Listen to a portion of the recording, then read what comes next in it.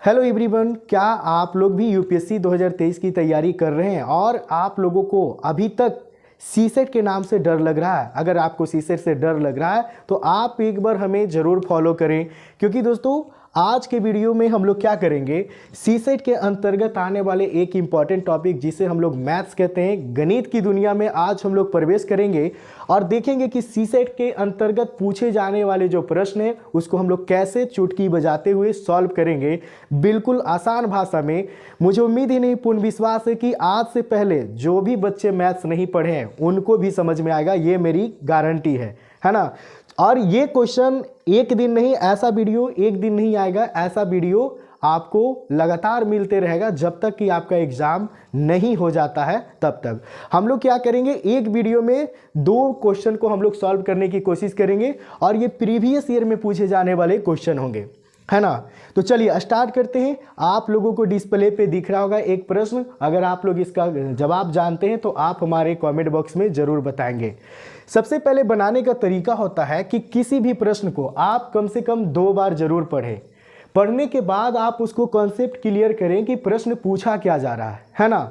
आप लोग यही गलती करते हैं कि प्रश्न को ठीक से तरीके से पढ़ते ही नहीं और सॉल्व करना शुरू कर देते हैं, जिसके कारण कई बार जो क्वेश्चन बच्चे से सॉल्व होने वाला भी रहता है वो प्रश्न का भी आंसर आप लोग गलत टिक आउट करके चले आते हैं। तो ऐसा गलती आपको नहीं करना। सबसे पहले आपको प्रश्न को बारीकी तरीके से पढ़ना है और समझते हुए पढ़ना है। जैसे ये प्रश्न कह रहा है, ये प्रश्न पिछले वर्षों में पूछे गए प्रश्न है, प्रीवियस ईयर का प्रश्न है। अगर आपको यकीन नहीं आता तो आपके सगे संबंधी या फिर आसपास या फिर आप गूगल पे सर्च कर देख लीजिए कि क्या ये इस टाइप का प्रश्न पिछले वर्ष में पूछा गया है या नहीं, है ना। चलिए प्रश्न को पढ़ते हैं। प्रश्न कह रहा है, एक छात्र को एक परीक्षा में उत्तीर्ण होने के लिए 40% अंक प्राप्त करने होते हैं। मान लीजिए कि वह 30 अंक प्राप्त करता है और 30 अंकों से अनुत्तीर्ण हो जाता है, तो परीक्षा में अधिकतम अंक क्या है?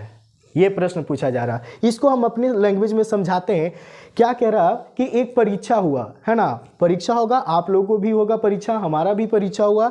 उसमें क्या किया गया, 40% अंक प्राप्त करना होता है पास करने के लिए। यानी आपको परीक्षा में पास होना है तो 40% नंबर लाना होगा।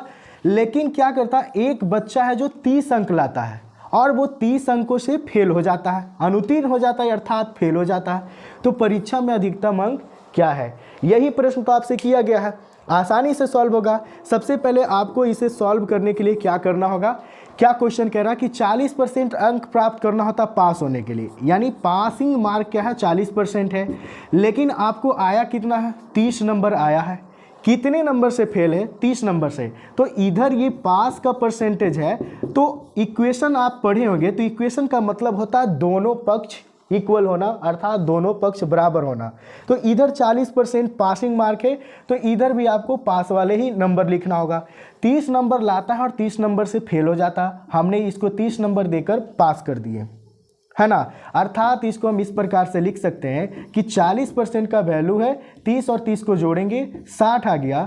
तो यहाँ से आप देखिए 40% का वैल्यू कितना है, 60 है। तो 1% का वैल्यू 60/14 होगा, है ना। और आपको 100% का वैल्यू निकालना है, क्योंकि किसी भी एग्जाम में जो अधिकतम मान होता है वो 100% होता है।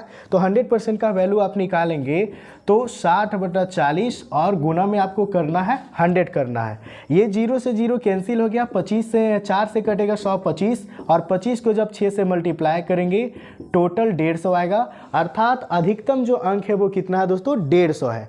यानी इस प्रश्न का बिल्कुल सही जवाब 150 नंबर होगा। 150 नंबर का टोटल एग्जाम था। तो आप लोग देख सकते हैं कि किस प्रकार हम लोग आसानी से बिना किसी फॉर्मूले, बिना किसी ट्रिक के साथ हम लोग इस प्रश्न को सॉल्व कर लिए। चलो हो गया।